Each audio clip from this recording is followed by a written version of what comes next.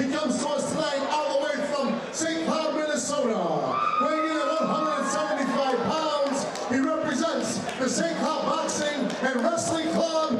Here he is, Rocco Saracco! His opponent, ladies and gentlemen, represents Midwest Training Center, weighing in at 175 pounds. Ladies and gentlemen, Tony Ortiz! Here we go!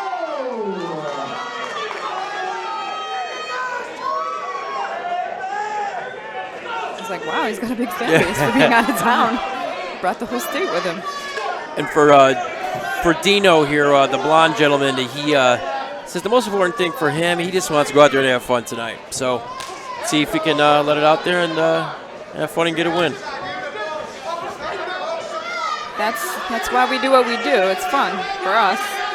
And right away, Dino is going for a high crotch single leg. Tony is trying to use a front headlock guillotine to stave it off. Oh, and he might have it synced in. Oh, it was tight. Now, and a flying knee follow-up. Now pros get to use knees and elbows to the head. So just to clarify that for everybody out there who may just be tuning in. Yes, thank you. We saw a fight earlier where a point was taken away. So if you're wondering why it was taken away earlier and not now, that's the difference between amateur and pro. Great job pointing that out.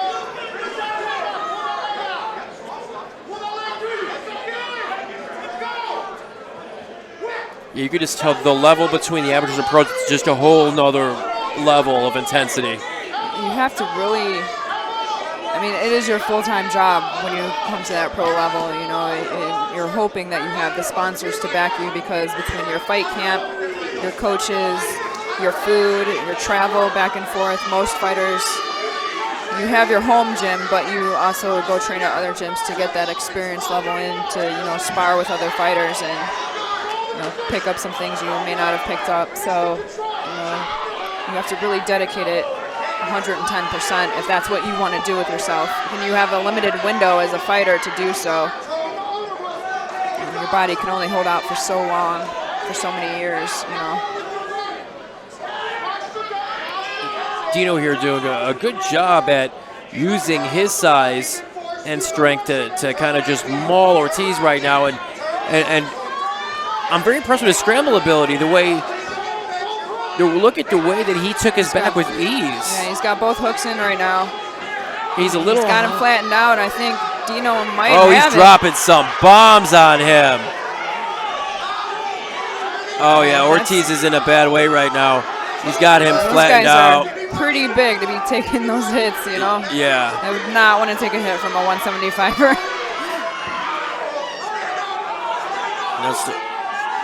Saracco is actually... I don't know why Saracco gave up both hooks in. Yeah, that I don't understand why... he could have ended it. And he let Ortiz back to his feet. Now he's dragged him back down to the ground here, and he's going to work one hook back in. And he's really just using the hooks, I think, to control. I think he's satisfied sitting here and beating him up. Yeah. But as we know, that can be a bad call. You don't want to you don't want to play for too long. Have fun and play, but you know, at the end of the day, you're here to do a job. Oh, and I like the way that Dino throws those knees. He really brings his leg all the way out and gets a lot of torque in it. And these are 5-minute rounds as opposed to 3-minute rounds as well. Something else we should probably point out, professional. Yeah. I'm not sure how well these guys have been working on their conditioning or how much weight these gentlemen had to cut. So it'll show next round, that's for sure, if they survive that long. Yeah, I know that for Dino, this was actually a late. He was a late fight replacement. That's why they made this a catchweight. So actually, I'm being told he wasn't. So he was not a late replacement. They both weighed in at 175.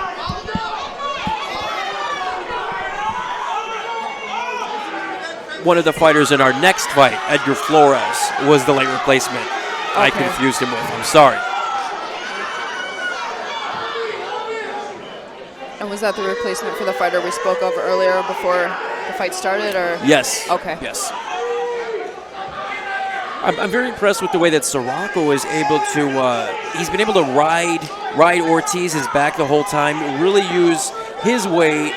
So Ortiz is essentially carrying both men's weight. He's doing a very good job, as well as delivering some pretty significant ground and pound. This is a good round for. This is a good round for Dino. Tony has got to get himself together here. He just got the 10-second bell, so he's got to recompose. He's got to breathe. The way that Dino just stepped over and took that mount. It was like a 135. Right? That was impressive. You are not a small guy. Right? That was good. That was very smooth. He's a big guy. He moves like he's got some moves, though, huh? Look at that.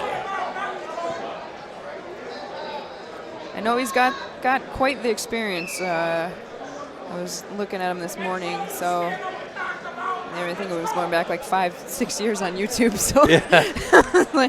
He's got the cage experience, so he should be calm, should be nice and. He looks extremely relaxed. Yeah. I mean, he looks like he's baking a cake. He knows what he came to do.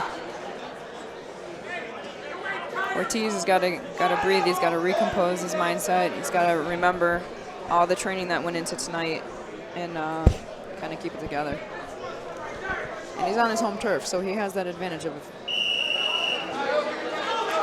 And that's a big thing when the crowd, when you're down out and you feel like you don't have anything left to give, and all of a sudden you hear the crowd chanting your name. What does that do to you as a fighter? It is undescribable, the amount of energy that the crowd screaming for you gives you. Like when you just think you want to just curl up in a ball and cry, you can't lift your arms, your lungs are pushed to the max. It gives you that extra win. Like you just take a deep breath and you know that all these people are here for you, and you're performing for all these people to show them how hard you've worked. And like you said earlier, you never want to disappoint. But that extra energy that everyone yells for you, it really is refreshing when you need it as a fighter, and when you can take the round and you just need that final push of energy. You get that from the crowd, and it's an undescribable feeling if you've never experienced it. Like you just, I don't know, imagine you're ready to jump out of a building and you're just like, whee! Like, yeah, that's kind of the best they got for you. Well, Tony Ortiz could use some of that home crowd loving right about now, huh? Yeah, a little bit. But Saracco, how do you say his name? Dino. Saracco, yeah. Saracco. Okay. He's a pretty seasoned fighter, so. He's doing an incredible job at this is like the Brock Lesnar position, I call it, because Lesnar has made this position famous where he's not really looking to submit you. He's looking to use one arm to kind of ride your back. He's going to make you hold your weight in his, and he's going to hit you with his lunch boxes. He's going to exhaust you. Yeah. And then when he's ready, he's just going to take the win. I'm very impressed with the way that Dino's been able to control Tony, who is not a small guy. He's a bigger guy, and this has been a good fight for Dino so far. Ortiz, on the other hand, here, look at fighting back to his feet. Here comes the crowd that we were talking about. Here's a second win right on cue. Oh, how about that? It's too high, though, unfortunately, but not sure where his hands are, what he's trying to do, but he's too high to get anything in on a choke-wise. Maybe he's going for the triangle now. Oh, and he's out. He snuck out the back end. What a nifty little move by Ortiz, though. It nearly worked. And then here's Saracco again with that position. He is a master at this position, and now he's got the cage kind of blocking him in on the other side.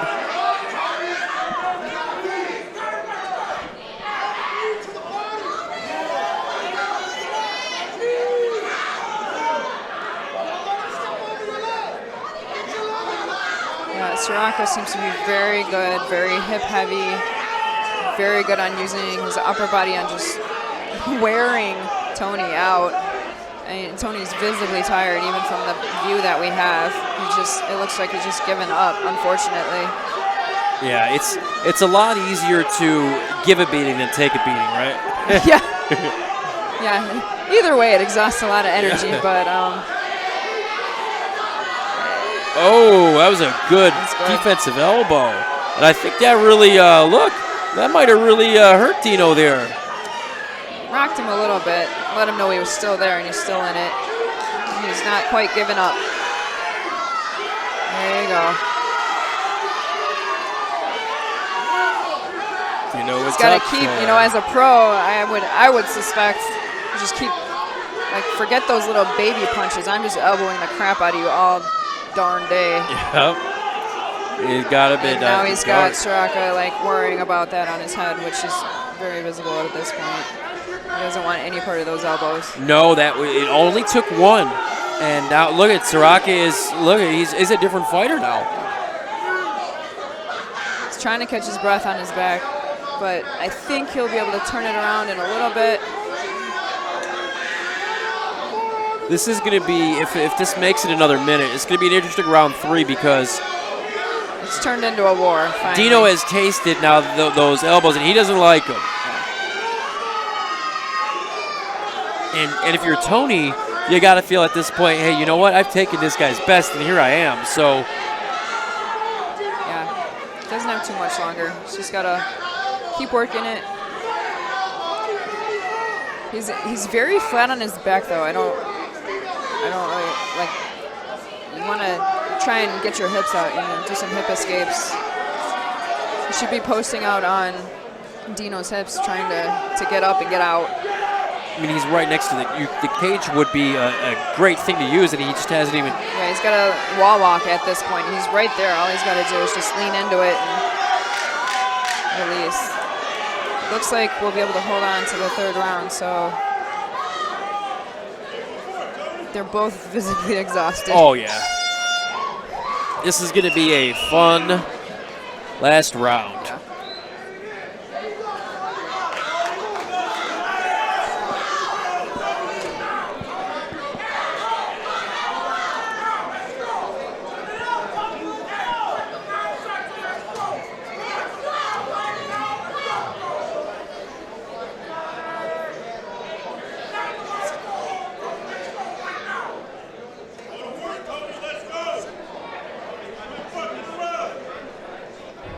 If there's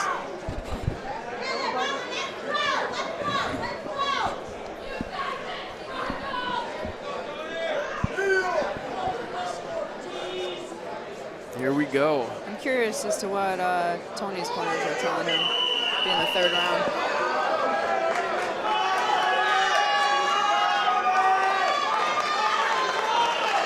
So, again, if I'm Tony, I like my chances because I feel like Dino gave me a lot, right? And here I am.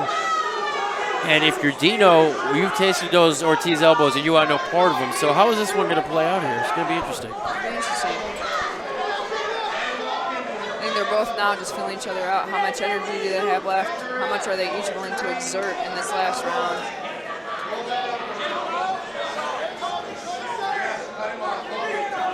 A little tentative, both guys to start round 3. I'd be strategizing at this point and then going as hard as I can the last part of the round. You just tell they're both exhausted.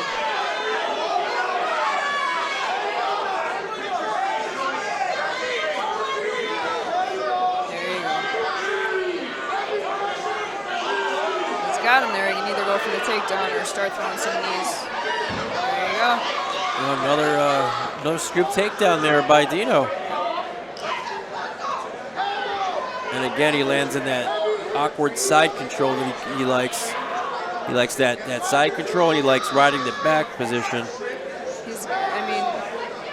Tony doesn't have his leg, so he can get his leg out and get mount, or he can get scarf and just start pounding on him. So I'm not sure if he understands that Tony's legs are open right now. Yeah, you said it a little earlier. You were right, though. You hit the nail right on the head. Dino Saracco, he really is a pro's pro. He is a veteran. He's a true veteran. He knows what he's doing.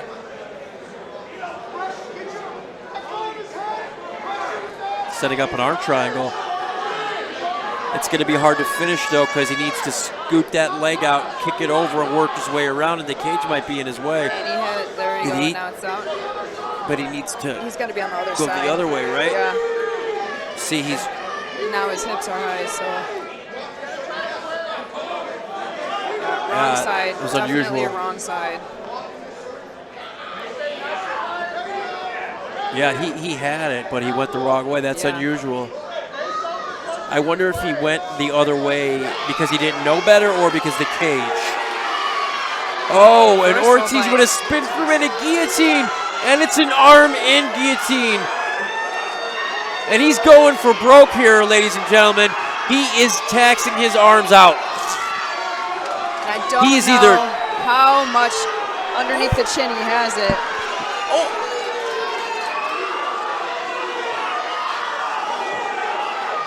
Oh, and he's out. I didn't. When you get the arm in there with it, you just got to get the neck. Like, forget about the arm. Just because it just leaves too much space if you don't get it tight enough. Yeah, you got to have a world-class squeeze to do an arm in, or be a Team Alpha male guy. Yeah, he just wasted so much arm energy. Yeah, when you squeeze that hard for that long, and then nothing, it's ooh. Oh, and he's not done. He threw up his legs, and he's going to catch an arm bar. Can Dino get out of this one? And Dino gets out of that one, too. So here you are. You're seeing Dino now with some very savvy submission defense late in round 3.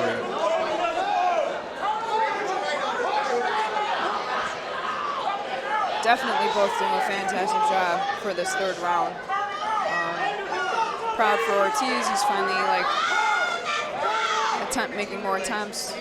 Saracco's not as easily controlling him this round. I mean, he's been on the ground, but at least he's making attempts.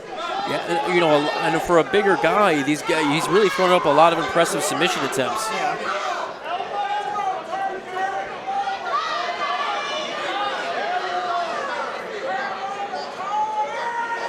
Last minute of our first professional fight of the evening.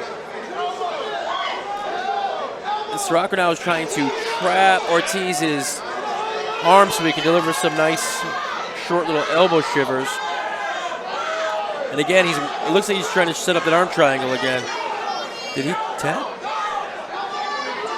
It almost looked like he tapped there. Well, you can tell he was looking at his corner to see. I don't know.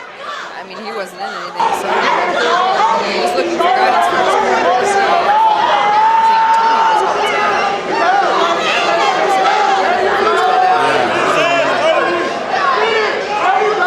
Well, here it is. He might have this now. If he kicks it out and goes for it. No, he gave it up.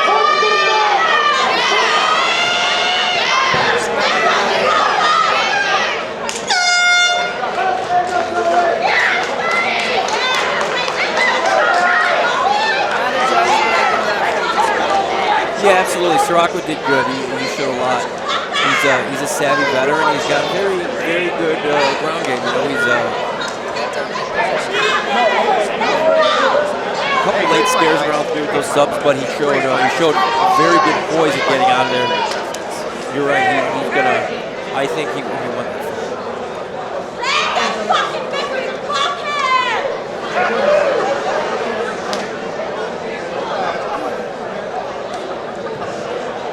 Two veterans, though.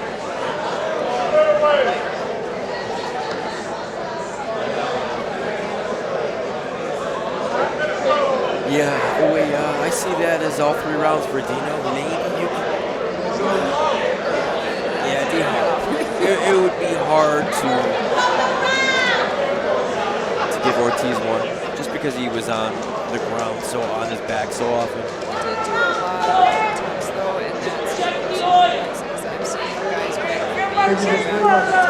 just by attempts.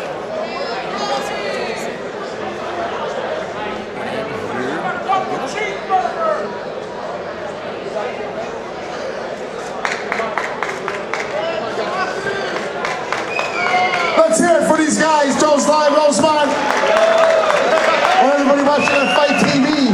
Once again, we go to the judges. And the scorecards, ladies and gentlemen, Judge Brian 27-30. Judge Brandon Mason scores the bout 27-30. Judge Gabriel Sabatis scores the bout 26-30. Your winner by unanimous decision leaving it 10-8 in there. is Rocco.